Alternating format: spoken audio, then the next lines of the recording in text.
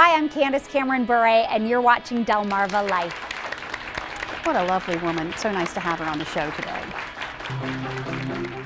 Well, there are so many aspects of Halloween that people enjoy. There's the candy, there's the costumes, but many people look forward to the horror and fright that comes along with this time of year.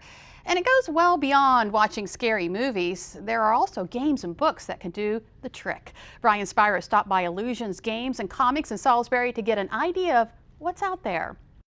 Well, Lisa, there are plenty of things here at Illusions Games and Comics if you or the family are looking to get your horror fix on, which is appropriate because Halloween is obviously just 2 days away. And joining me now is Nick Shahan, who is the owner of Illusions Games and Comics here in Salisbury. So, Nick, you have a lot of great things here for individuals to play or to families to play. Let's start first with the board games. What kind of board games do you have and what's popular this year? Well, one of the big things this year, well, for the past several years actually, as far as the horror genre, is zombies and so forth. We've got the Zombies board game, which basically your typical zombie infestation movie where you're trying to get safely through the town to evacuation and avoid the zombies along the way. There's ones based more on popular movies. Obviously things that are very popular, and we talk about zombies, but then there's also a game called Humans, which is the exact opposite. You're a zombie trying to get the human. You're just trying to affect all the, yeah, that's right. That's so right. no matter if you want to be a human or a zombie, there's a little something for everyone. So a lot of different board games. Next we have card games. Tell us about those. Well, they're classified as board games, but they're card-based games. They're actually just cards. So Munchkin is one of the more popular series. It parodies a lot of different genres. Like if we're talking just about zombies just then, it's a card game based on the zombies where you are playing, you're getting the zombies, you're trying to go through the rooms, the dungeons, get the various power-ups and so on and so forth, and basically kill your friends. So a lot of zombie-related games, as you said, it's been popular in recent years. Right. So moving on from that, we also have these little figures here. What exactly are these? Well, there was a game called HeroClix. It's little miniatures with superheroes, and then they made a offshoot of it called HorrorClix. So you can play any of the generic horror movie types. From zombies to werewolves to vampires to ghosts, et cetera, et cetera, et cetera. And it's basically set up on a tabletop, and you get a set of dice, and you just battle it out. All right, and it runs the whole gamut there.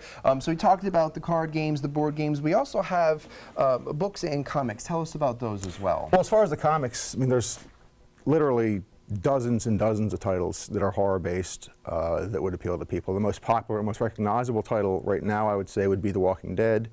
Again, with the whole zombie, it's been out since 2003 as far as a comic, and it's just immensely popular.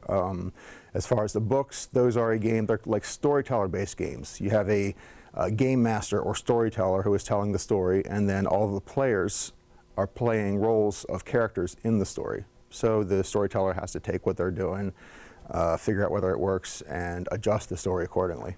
And there's also other games that you have, horror-related games that aren't just popular this time of year, but people enjoy playing them all year round. Exactly. Year round, there's dozens of other games. I've got showing here a couple of our better-selling games that are not horror-based. Some are horror-based. So a lot of different things. You know, when we talk about games, and one of the things you guys are trying to do here is sort of bring back that family game night, whether people like playing these games or you have so many others, just as an opportunity for the family to really sit down and just enjoy an evening together. Absolutely.